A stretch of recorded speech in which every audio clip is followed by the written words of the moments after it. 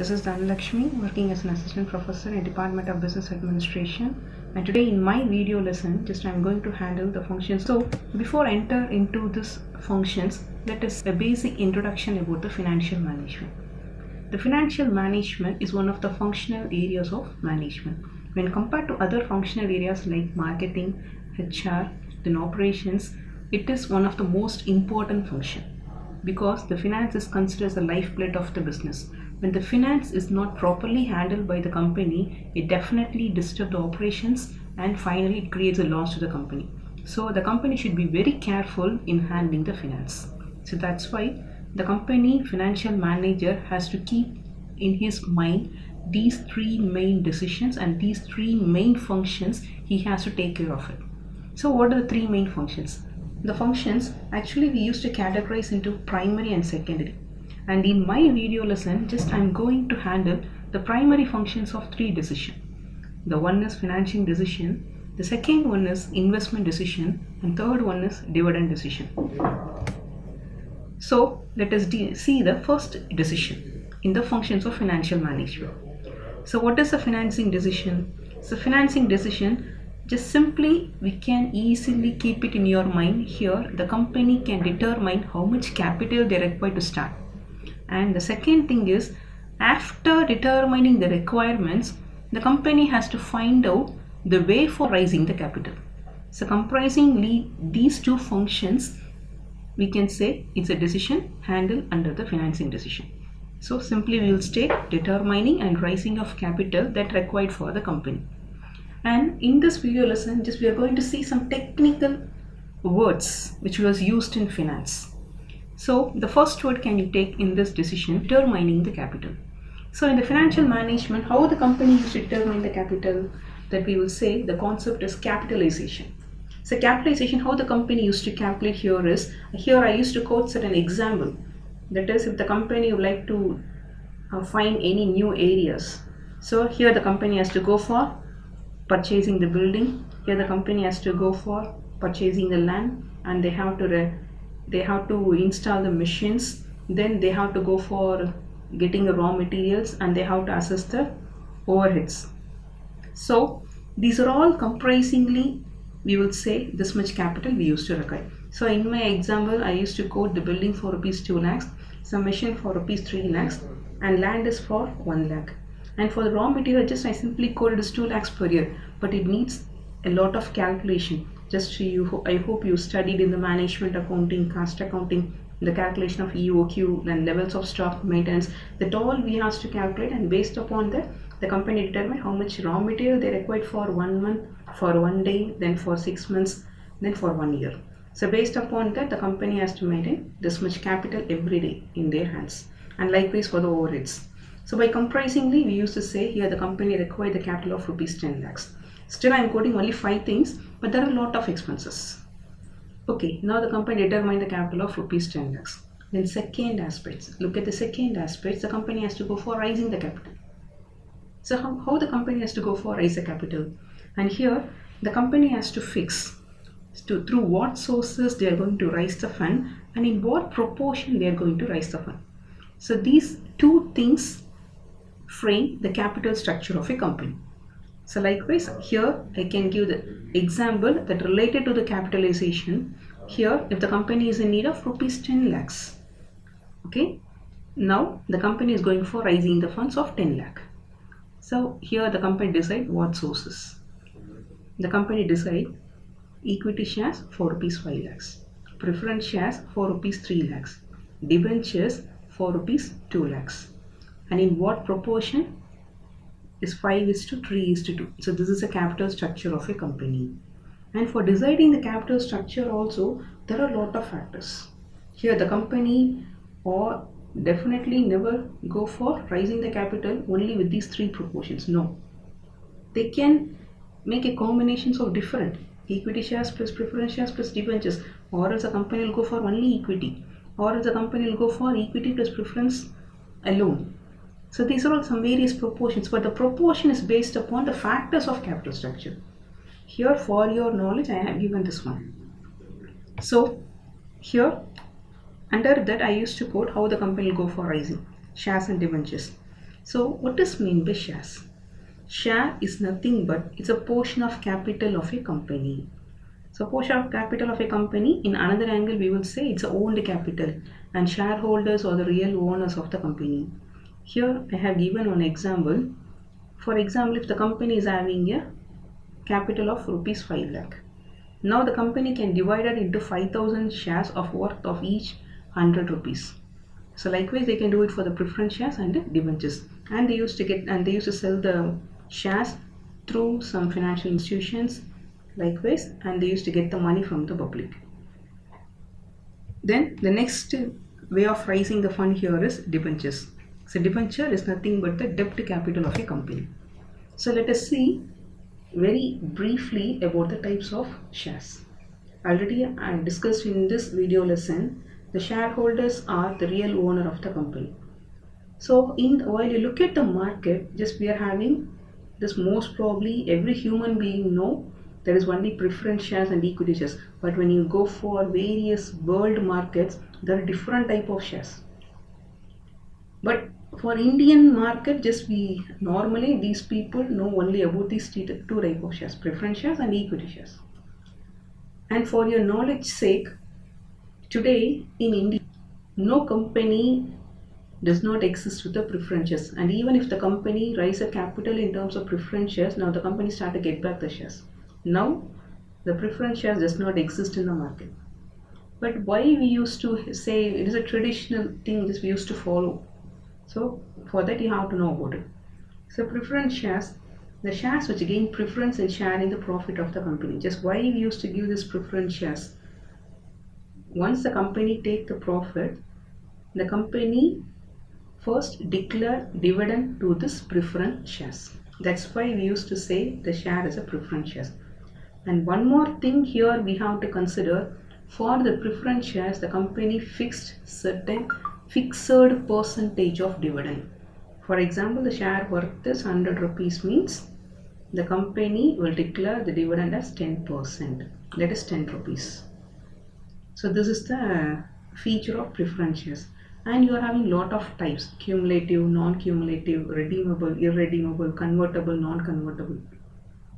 Cumulative preference shares sense, if the company is not able to pay the dividend for the year of 2019 to 2020, the company has to pay the dividends, the pending dividend during the year of 2020 to 21. That is comprisingly they have to give the 2 years dividend. This is what we call as a cumulative. And non-cumulative in the sense, if the company is not able to pay the dividend in the year of 2019 to 2020, that is almost over. The company will declare the dividend only for the year of 2020 to 21 alone. This is non-cumulative. Redeemable in the sense, get back. The company will get back the preference shares after a particular period of time. This is known as redeemable, in order to adjust certain things in the capital structure. So at that time only the company will go for redeemable. Irredeemable in the sense, it's a permanent stock maintained by the company till its lifetime. This is known as irredeemable. Convertible means some preference shares can be converted into equity, and non-convertible means it will not be converted. So these are all the types of preference shares. Then coming to the second one, equity. So what is mean by equity? Equity means equal. So simple. Then what is the thing that equity shareholders are enjoying mean? Here there will be certain pro forma. So once the company is taking a profit, that is making assumptions, it's a gross profit. And from the gross profit, the company has to pay the interest to venture holders, because already we have discussed the company is having three sources: the preference shares, equity shares, and the debentures. No, for equity and the preference, the company will declare dividend, and for the debenture, the company will pay the interest. So, making a payment of interest. After making a payment of interest, the company will have the certain amount. From that amount, the company have to pay the tax to the government. After making a payment to the government, the company will have the cash. From that cash, the company first declare the dividend to the preference shareholders. Then the remaining amount left in the company's hand, that all belongs to equity shareholders.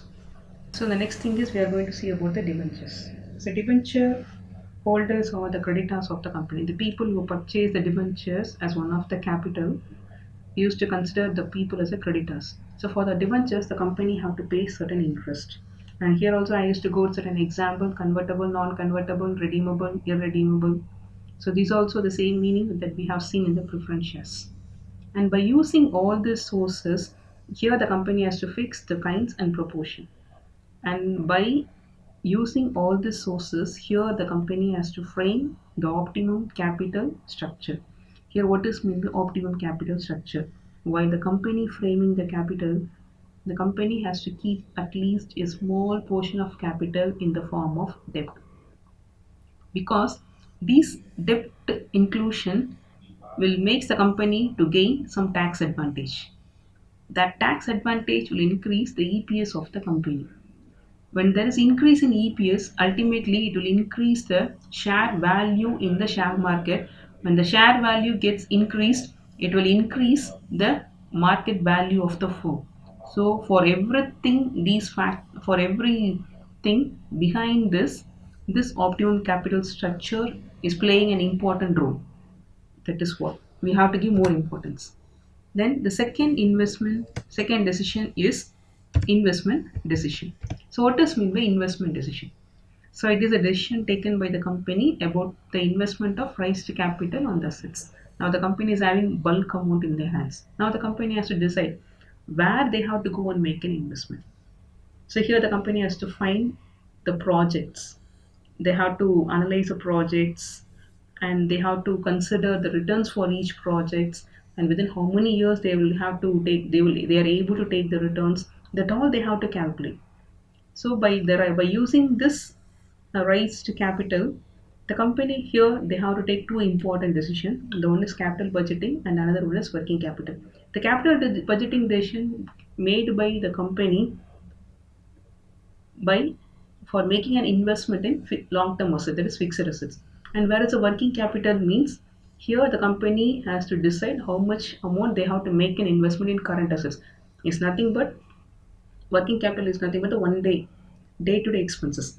For one day, how 1 month, how much capital they require. That we call as a working capital. When you comparing these two decisions, which one is very dangerous here is working capital is very dangerous, because one day operation get affected, it ultimately affect the 1 week operation, 1 month operation, and finally it will increase the production cost. That all negative aspects will happen. So the company should be very careful in working capital. So that we have seen. So here let us look out the features of long-term assets. If the company is going for making investment in long-term assets, what the long-term assets will do? Long-term assets will give the return only after a particular period of time. And initially it gives less profit, but over a period of time it gives more profit. That is the thing. So why in the initial stage the company is taking very less profit? Because in the initial stage the sales is very low.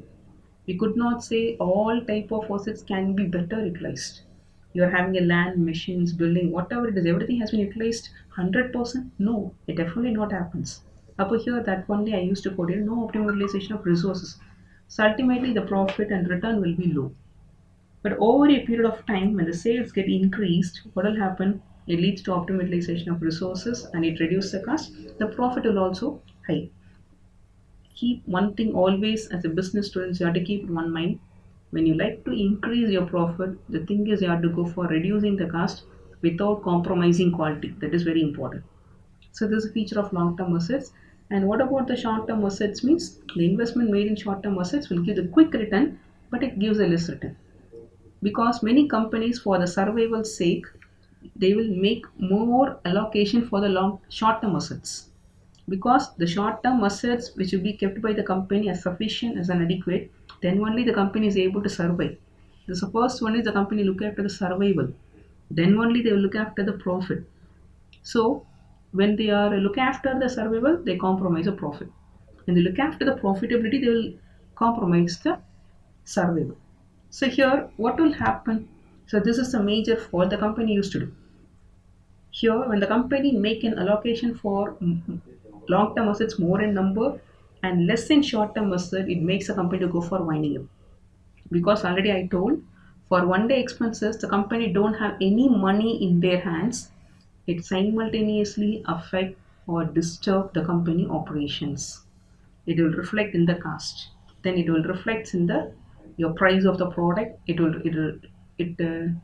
makes your sales can be makes the sales to be reduced. That all happens. So likewise, if I, okay, shall I if I reduce an investment in long term assets and more investment short term assets, it is also not advisable, because it is reduce the profit out of the company, because that we have discussed in the last slide. The short term assets, if you are making more investment, it reduce the profitability because it will give the quick return but less return. So this cases also would not occur. Then what the company has to do? Here the company has to choose the right proportion of investments to be made on these both assets. It is also made upon basic various calculations. And the third decision is dividend. Now the company make an investment, now they take the returns. Now the return has to be distributed to the shareholder. That is known as dividend. So as per the company, the dividend is mainly the company has to take only two decisions. The one is retain and another one is distribution. So retain means the company has to retain certain amount with themselves and distribute the remaining amount to the shareholders. For example, you can take the company make a calculation of EPS.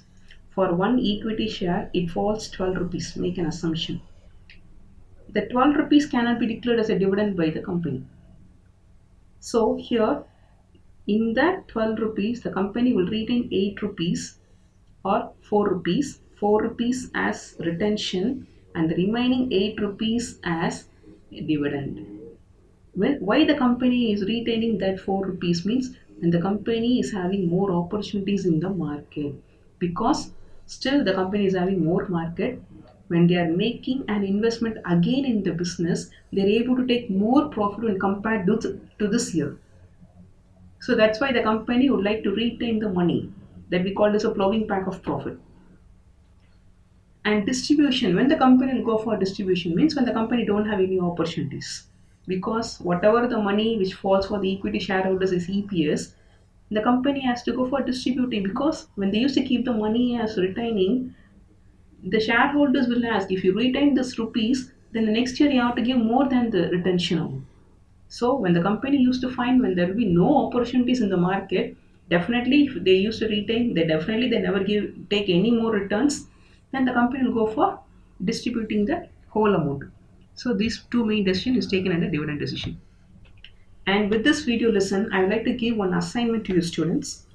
Here, so far we have seen three main type of decisions, and that all decisions is mainly for increasing the market value of the firm. So now here what you have to do, you have to choose any one blue chip company from the market, and you have to assess the pros and cons of its capital structure. That you have to do. And for testing your knowledge, here I would like to ask the two questions. So why the company should have the debt capital in its structure, and how the capital structure decision of a TPS.